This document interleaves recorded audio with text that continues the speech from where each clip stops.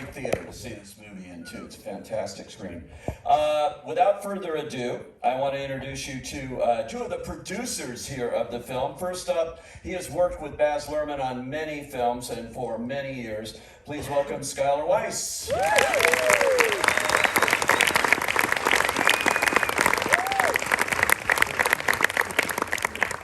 And she's only been working on bringing this to the screen for 11 years, she just told me. That's a typical Hollywood story, right? Yeah, it takes a long time to get these made, but they got it made right. Please welcome GAIL BERMAN.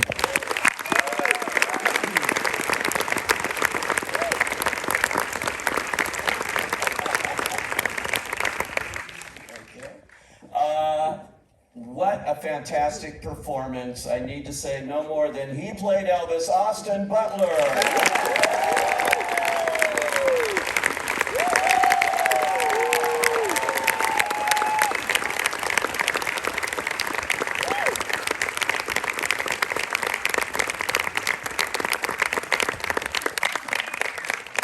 And the reason we are all here too, because he has made this film and willed it into being not only as director, but as co-writer and a producer on it, and he made it happen. Please welcome Baz Luhrmann.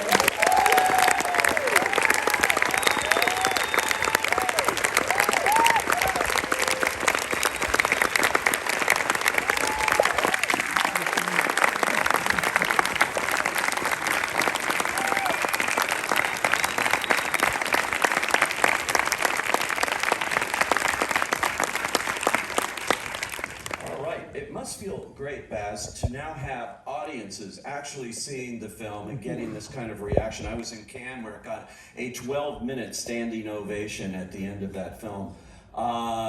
You know, with so much, you made this, COVID shut it down, you got it back up, you did this film. How does it feel now to see audiences' reaction to it? Well, I have to be very honest. I have this intense ear infection, and I can't hear anything. Except I'm reading your lips enough. I mean, you spoke so clearly in my right ear. And I'm getting that, what does it actually feel like when you've gone on a journey for so many years? Actually, we worked out collectively that one way or the other, we've almost been on this as long as a person goes to high school. You know? And I was saying to Sky today, it's the strangest feeling. Are you having that feeling? Which is that feeling of every day you wake up, and I guess it's like having a child, you know there's the child, whatever you got to do in your life, how is, ex-child, how's the child going? And then suddenly you're like, hang on, not only is the child being born, but it's grown up and it's having a relationship with this thing called the audience. And they're coming to you and they're talking to you about it like as if you know this person. It's a bit like my 18-year-old daughter's boyfriend saying like, and she's this and she's that and everything. And they're like, I kind of know that, but I don't. Because my relationship with this film will never be the relationship with an audience. And I can't tell you, in this noisy, scary, yet exalting, calm, crazy moment, where you're handing over something that you've toiled to bring into the world over just to the world. That one moment people are reacting and there's love, and then sometimes someone wants to beat it to death like a baby seal, right? Occasionally, not a lot. But in this moment, it's feeling, particularly with what's happened with the Presley family just yesterday, because I'm a kid from a small country, to be at the Chinese theater and to see those incredible women from Priscilla, Lisa Marie, Riley, who was at Cannes and won the Cannes d'Or. I mean, and then the granddaughters, the twins, to see them, how that film has affected them, to see different audiences. It's the paradoxical feeling, Peter, of being incredibly sort of up, then terrified, then also a little bit of sadness. Because I know that in a few weeks I'll wake up and I'll be childless, And I'll go, I because I have to get someone pregnant again. Well, speaking of that, I mean, Gatsby, Moulin Rouge, you know, the films you've made, about 5, I think, at this point. I didn't really know. Yeah, I didn't and ever think about it like that. Romeo and Juliet. So why Elvis? What is it about Elvis at this point, you know, in your career that made you want to spend all this time with him? Well, I've said it before, I never looked upon it as a biopic, meaning, you know, he's born, he does this, he dies. I'm absolutely devoted to films, you know, the films I like. And I can't deny I love a film like Amadeus. And is Amadeus about Mozart? Because the narrator will say, I was the greatest composer, the most famous composer of my time. Have you heard my tunes? No? This one? No? What about this one? Dun, dun, dun, dun, dun, dun, dun, dun. Oh yeah, that's Mozart. My name's Salieri. That film's about jealousy and the human condition. So, like Shakespeare, I've always been enamored of the idea you take a historical figure, but you explore a greater canvas. The canvas easily with Elvis is the 50s, 60s, 70s. It's about now, and I think it's about now because of the tussle, the right balance between the show and the business, the soul and the sell. But right about the time, I mean, Gary, you'll tell this part of the story coming to me, and I'm like, yeah, it could be, but the in was when I realized that really doing a film, for all of its maybe entertainment, for all of its humanity, for all of its highs and lows, and the perfect structured, tragic American opera, which is what I think it is, a film where at some point the sell, the bluster, the snow job, pulling the wool over people's eyes and they enjoy it, getting out of control, out of balance. I thought, oh, this is the time for that story. It certainly is. And he mentioned you, Gail. I said you've worked on this 11 years, so it started in your head. How did it start? How did this come to you? It started when Mark Graboff went to Core Media, and Mark is a friend of mine, and Core Media controlled the Elvis estate. And we sat around talking, and in my little group in my office, and the idea, what could you do with Elvis that would be different now? Not do a biopic, not do a standard Elvis movie. And there was only one idea, and that was Baz and Elvis. And I was telling him that. There wasn't a list with a lot of directors on it that you're crossing out. There was only one idea. And I called Baz's agent, and I said, here's the idea. Elvis, Baz. It's not more than that. That's the whole idea right now. And not that long afterwards, we got together, and that man talked on that in his apartment for 3 hours about this movie, and it's the movie you saw. That's what he told me about. And I was so high after hearing him talk that I went from the West Village, which is where he lived at the time, and I walked to the Upper East Side. And I was like, oh, this is why I'm in show business. Like, I remember, occasionally I remember, and that was an incredible moment. And then it was a journey from there. And with all of that, and the vision and all of that, it could all fall like a souffle without the right actor in this role. And boy, did you find him. And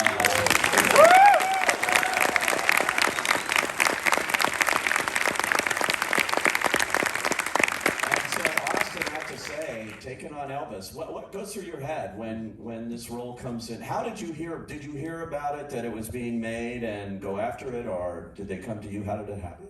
Yeah, so I mean, first of all, it's extreme terror, yeah, but excitement at the same time. It's a lot. But I had heard, so Denise Chaman was a beautiful casting director, and she and I have sort of known each other for years, and so she kind of gave me this tip through my agent that Baz was going to be making an Elvis film. And it was that thing where nowhere in my life before had anybody said, you should play Elvis, or did I think that was in my future. But then a month before I got that call that Baz was making the film, I had 2 instances where somebody said, you should play Elvis. And so then I get this call that Baz is making an Elvis film. And it was that moment where it just felt like the stars were aligning. And so from that day, I treated it like I had the job.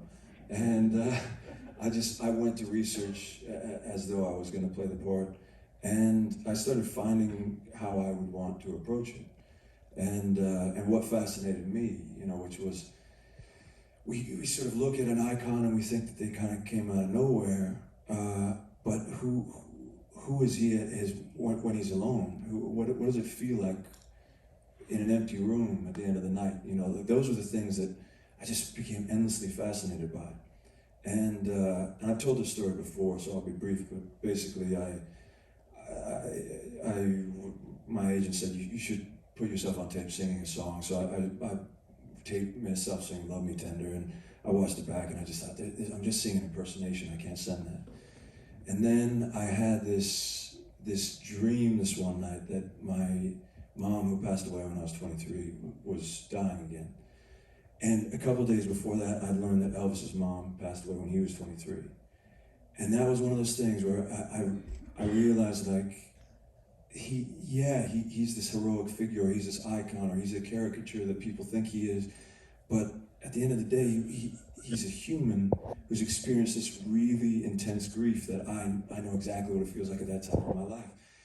And that kind of then set in motion the knowledge that I could find the keys into his humanity. So then that dream woke me up. I put myself on tape singing Unchained Melody, and I sang it to my mom. And I'd just woken up, my hair was a mess, and I was in a bathrobe, but I just set up a camera, and I just filmed it, and I sent that to Baz. I had no idea how he was going to react. I also had no idea that Unchained Melody would be the last moment you really see me in the film. And it was just another one of those things where it just clicked. And then I flew out and met with Baz, and we just talked for about 3 hours about life and love and heartbreak and Elvis. And then we started this exploration where we had about 5 months where he would say, you know, you want to come in tomorrow and read a couple scenes? And I'd go in and we'd read some scenes, but it was never an audition. It was kind of just exploring the process. And then eventually I had to do the screen test, and Baz threw everything at me, you know, changed everything out on the day, and I really thought I didn't get the part. And then a week went by, and Baz called me and woke me up, and he, you know, in his dramatic way, he said, Austin, I just wanted to be the first one to call you and say, are you ready to fly, Mr. Presley? It was the greatest moment of my life. That's amazing.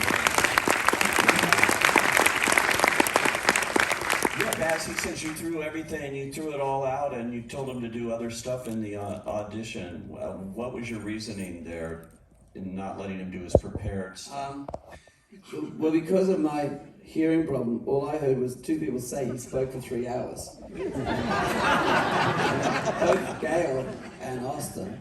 And I go like, God, I must be boring. I mean, but jokes aside. I would think it would be the opposite if they want to talk for 3 hours. Well, I am like that. What I mean is, I am like that in that there's nothing more precious than when an actor walks into my space.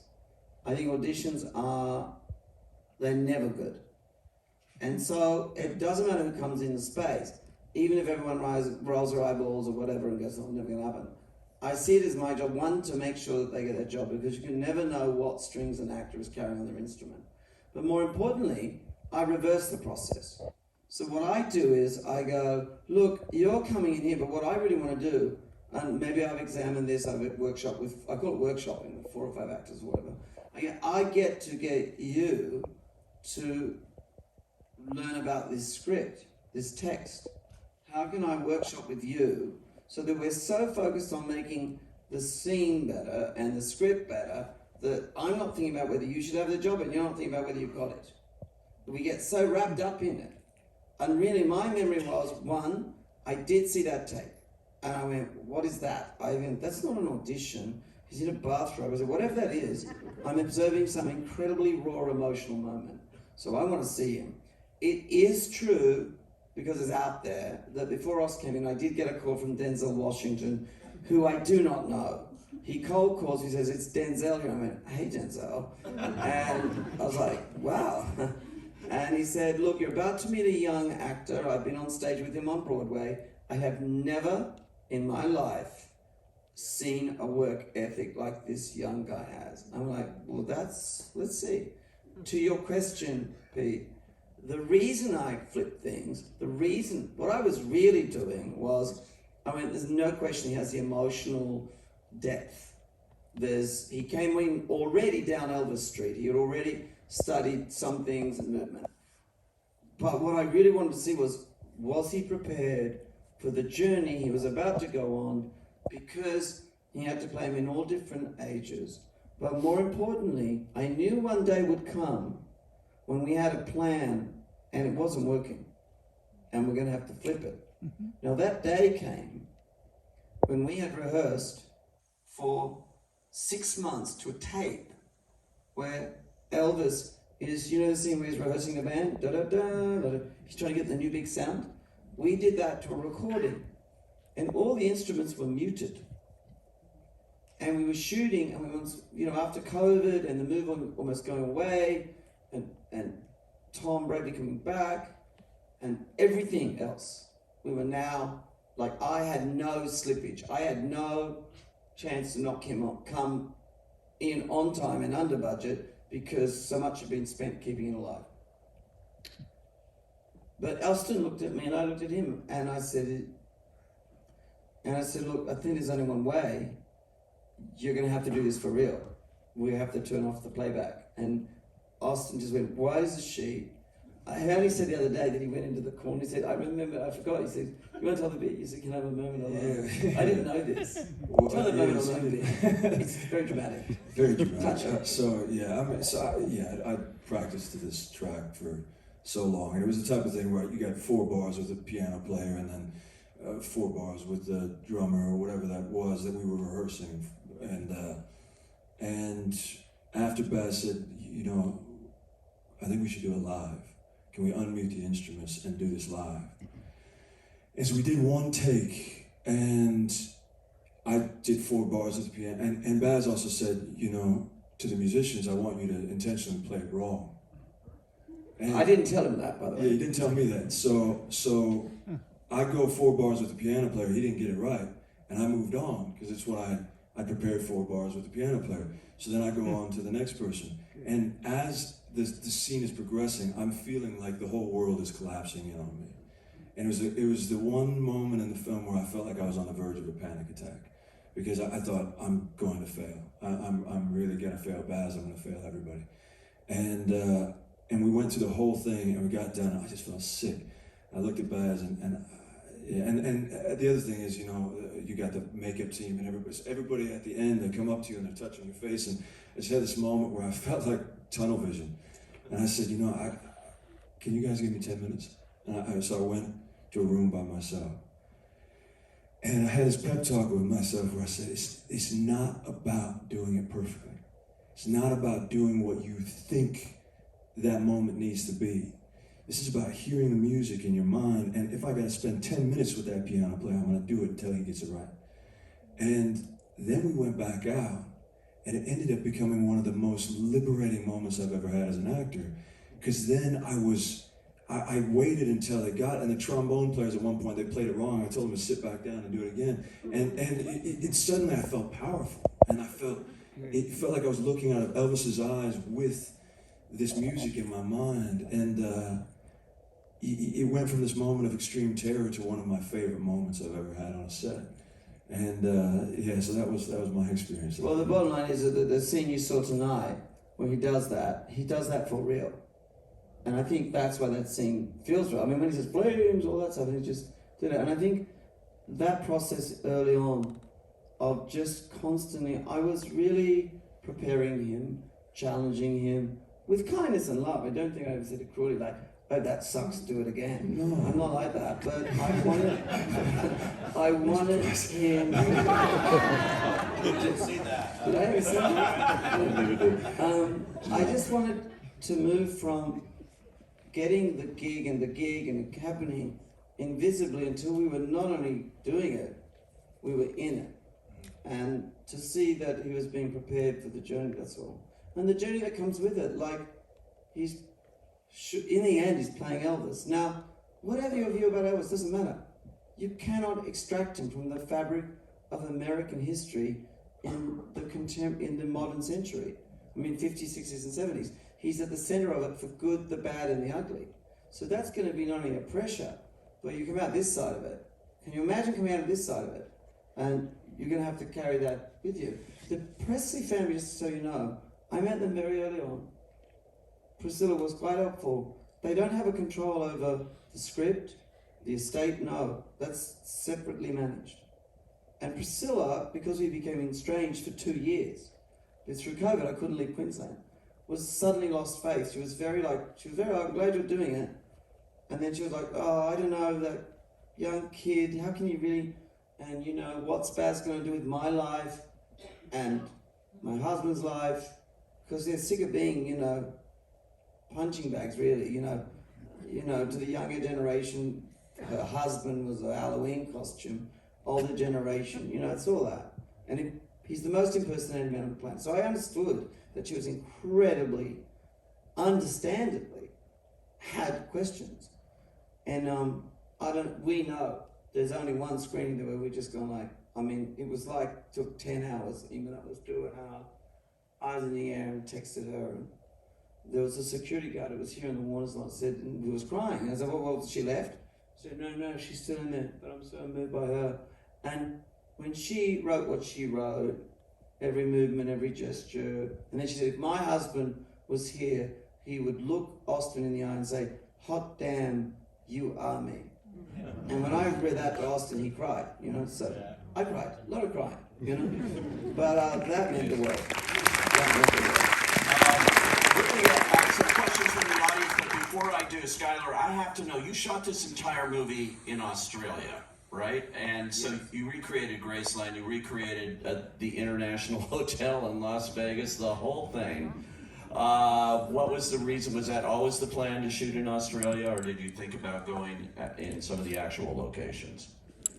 We had looked at a variety of locations, some in the U.S. and at one point shooting in the southern part of the United States for more authenticity. But at the end of the day, with Baz's filmmaking and the way that Baz and Catherine Martin make their worlds, I mean, whether it's Fin de siècle Paris or Jazz Age New York or 1950s Memphis, I mean, they I think have the vision and we have the craft to recreate those worlds in Australia, and this was no different. We had extraordinary people working with us and great resources in Queensland to build, like, you know, the Beale Street set was 5 blocks of 1950s Memphis with hundreds of extras and dozens of period cars, all that we were able to put together in Australia. So really, I don't think we, you know, as daunting as that might have seemed going in, we were able to get everything that we had ever hoped for in Australia. Which is amazing. You mentioned the great Catherine Martin, your wife as well, who did the production design and the costumes, as she did on Gatsby and One Oscar and everything else. She's a producer, just so you know, she's a good company, but she's awesome. She's in Paris. She and I have worked closely together since we were kids. We work very close in the visual language of it. What happens is, it's a bit mystifying to people, but I have these terrible scribbles and tear sheets. That's how I start everything. And as I'm working, I'm a serial collaborator. As GAIL told you, I have it pretty clearly in my head, but you can have anything in your head. How do you get it out of your head? And when it comes to writing or the music, early on, I give them equal weight in the collaboration as I do the writing. Now, I can do some of this on my own, but I'm not.